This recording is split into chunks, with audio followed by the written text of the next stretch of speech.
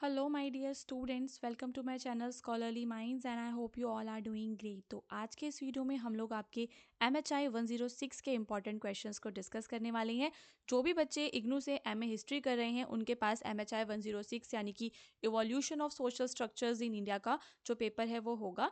तो यहाँ पर हम लोग सारे क्वेश्चंस को डिस्कस करेंगे, साथ ही साथ जो भी आपके पेपर हैं उनके PDFs भी हम लोग आपको अवेलेबल करवाते हैं। हमारी वेबसाइट है हिंदुस्तान नॉलेज, वहाँ से आप लोग अपने PDFs को भी डाउनलोड कर सकती हैं। ये MHI 106 की सीरीज का मेरा पार्ट 1 है।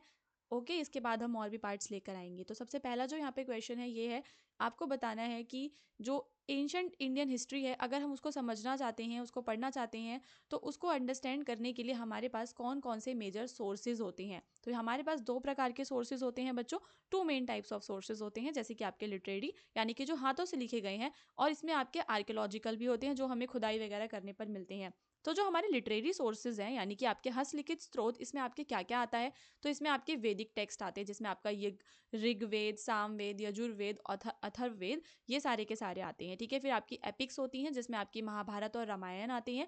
ठीक है, तो महाभारत और रामायण न केवल पौराणिक कथाओं का वर्णन करते हैं बल्कि अपने समय की सामाजिक और राजनीतिक सांस्कृतिक स्थिति को भी ये दर्शाते हैं। वहीं जो हमारे ऋग्वेद जो है, ऋग्वेद, यजुर्वेद, जो भी हमारे वेद हैं, वो प्राचीन भारतीय समाज और संस्कृति के बारे में हमें जानकारी प्रदान करता है। तो जब भी हम बात करेंगे लिटरेरी सोर्सेज की, तो आप इसमें वेदास के बारे में बताओगे, एपिक्स के बारे में बताओगे, और किसके बारे में बताओगे? पुरानास के बारे में भी बताओगे। तो यहाँ पर जो पुरानास होते हैं ये होता है एंशंट जो टेक्स्ट होते हैं, ग्रुप ऑफ एंशंट टेक्स्ट होता है। इसमें हमें स्टोरीज मिलती हैं भगवान की, राजाओं की, और अलग अलग हिस्टोरिकल इवेंट्स के बारे में हमें पता चलता है। तो ये प्राचीन ग्रंथ का समूह है जिसमें देवताओं, राजाओं और ऐतिहासिक घटनाओं की कथाएं हैं। फिर आपके पुरानास के बाद आपके इंस्क्रिप्शंस भी होते हैं जो कि पिलर्स पे, स्टोन्स पे, कॉइन्स पे लिखे हुए रहते हैं। तो Vedas, epics, Puranas, and then you have inscriptions. ठीक है, तो ये चार आपके क्या हैं? लिटरेरी सोर्सेज हैं। इसके बाद हम अब बात करेंगे आर्कियोलॉजिकल सोर्सेज की। सॉरी, प्रोनाउंसिएशन गलत हो गया है। ये है आपका आर्कियोलॉजिकल सोर्सेज यानी कि पुरातात्विक स्रोत। तो these include physical remains like buildings, tools, pottery and artefacts, जो भी हमें आर्टिफैक्ट्स मिलते हैं। ठीक है, यहाँ पर ई आना था। तो यानी कि आर्कियोलॉजिकल सोर्सेज में वो सब आता है जो हमें एक्सकावेशन करते हुए मिला। जैसे कि अगर हम बात करें मोहनजोदारो की, हड़प्पा सभ्यता की, तो वहाँ पर हमें जो भी खुदाई करने पे चीज़ें मिलती हैं वो सारे के सारे हमारे क्या हैं?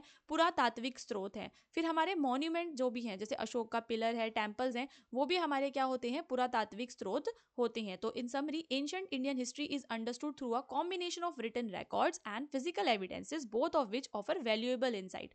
तो यहाँ पर आप लोग क्या बताएंगे कि हमारे पास फिजिकल रिकॉर्ड्स भी होते हैं, लिटरेरी रिकॉर्ड्स भी होते हैं, जो कि एक वैल्यूएबल इंसाइट हमें प्रोवाइड करते हैं कल्चर के बारे में, सोसाइटी के बारे में, और एंशंट इंडिया की जो पॉलिटिक्स है उसके बारे में। तो संक्षेप में, प्राचीन भारतीय इतिहास को लिखित दस्तावेजों और भौतिक प्रमाणों के संयोजन से समझा जाता है, जो प्राचीन भारत की संस्कृति, समाज और राजनीति के बारे में मूल्यवान जानकारी हमें प्रदान करते हैं।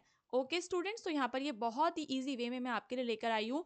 ये जो है आपको जो क्लास 6th की और 7th की जो NCERTs होती हैं, इस क्वेश्चन का आंसर उसमें आपको एकदम ईजी वे में मिल जाता है। इसी वजह से ये आपको समझ में भी आ गया है। ठीक है, फिर आपका नेक्स्ट है कि जो हड़प्पन सोशल स्ट्रक्चर है वो अर्बन एथोस कैसे डिस्क्राइब करता है, कि जो आपकी हड़प्पा की जो सभ्यता थी वो मतलब शहरीकृत थी। तो आप बताएंगे कि yes, the Harappan social culture did reflect urban Athos, यानी कि हमें वहाँ पर शहरीकरण जो है वो काफ़ी ज़्यादा देखने के लिए मिलता है। जैसे शहर होते हैं वैसे ही हड़प्पा सभ्यता भी थी। जैसे कि वहाँ पर हमें क्या देखने के लिए मिलती है? अर्बन प्लानिंग देखने के लिए मिलती है। जो सिटीज़ हैं, जैसे कि आपका मोहनजोदारो है, हड़प्पा है, they were meticulously planned with grid like street layout, advanced drainage system and well constructed buildings. तो हमें वहाँ पर ग्रिड सिस्टम देखने के लिए मिलता है, वेल कंस्ट्रक्टेड बिल्डिंग्स देखने के लिए मिलती हैं।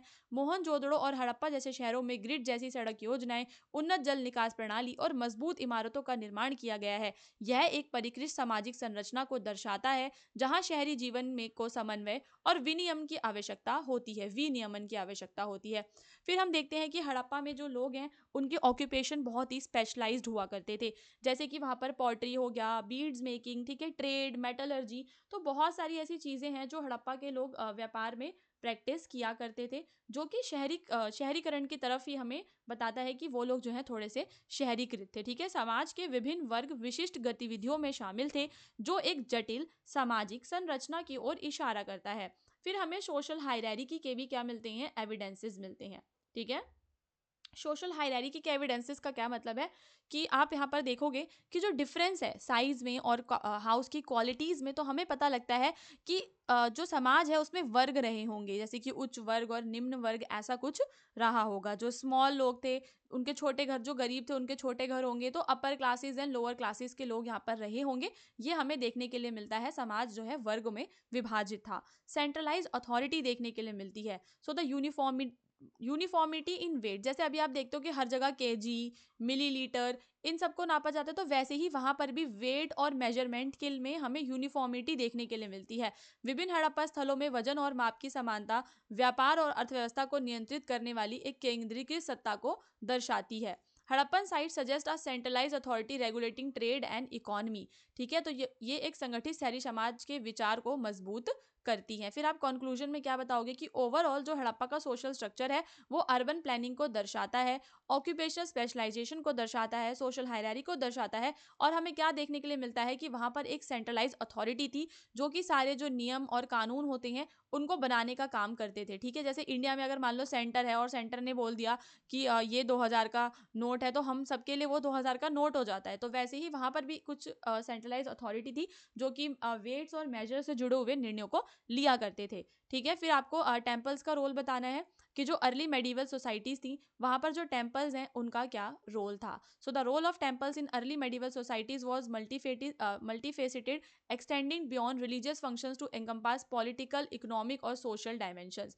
जो टेम्पल्स हैं, सबसे पहली चीज आपको क्या बतानी है कि जो आपके टेम्पल्स थे वो थे प्राइमरीली सेंटर ऑफ वर्शिप, वहां पर पूजा पाठ किया जाता था, और जो लोग हैं वहां पर रिचुअल्स, प्रेयर और फेस्टिवल सेलिब्रेट करने के लिए गैदर होते थे। तो जो मंदिर है मुख्य रूप से पूजा अर्चना, प्रार्थना और त्योहारों के लिए केंद्र थे। मंदिर आध्यात्मिक मार्गदर्शन का स्थान था जो व्यक्तियों को दिव्य से जोड़ने में मदद करता था, यानी कि जो लोग हैं वो स्पिरिचुअल गाइडेंस के लिए मंदिरों में आया करते थे, डिवाइन से कनेक्ट होने के लिए आया करते थे।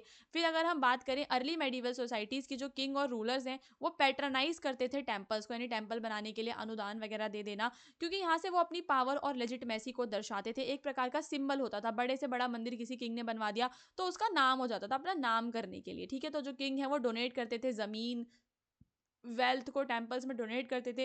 इन रिटर्न जो टेम्पल्स हैं उनके रूल को लेजिटिमाइज करते थे रिलीजियस तौर पे, रिलीजियस सपोर्ट पाने के लिए वो ऐसा करते थे कि जो राजा हैं वो अपने आप को किसी डिवाइन अथॉरिटी से जोड़कर बता देते थे कि मैं राजा नहीं हूँ, मैं तो भगवान का भेजा हुआ दूत हूँ। तो क्योंकि वो मंदिरों में अनुदान दिया करते थे ताकि उनका जो शासन है उसको एक प्रकार से वैधता प्राप्त हो सके, धार्मिक समर्थन उन्हें प्राप्त हो सके, ठीक है। तो कई प्रारंभिक मध्यकालीन समाजों में राजा और शासक अक्सर मंदिरों का समर्थन करते थे, उन्हें अपनी शक्ति और वैधता के प्रतीक के रूप में उपयोग करते थे। राजा मंदिरों को भूमि और संपत्ति दान करते थे और इसके बदले में मंदिर जो है उन्हें धार्मिक समर्थन देते थे। फिर जो टेम्पल्स हैं temples were major economic centres controlling large amount of land and wealth. जो टेम्पल्स हैं वहां पर लार्ज अमाउंट ऑफ लैंड और जो वेल्थ है उसका कंट्रोल रहता था। They were involve in agriculture production, trade and collection of taxes. The wealth accumulated by temples was often used for community welfare and religious activities. तो temple जो भी wealth को एक्यूमुलेट करते थे, वो जो वेल्थ है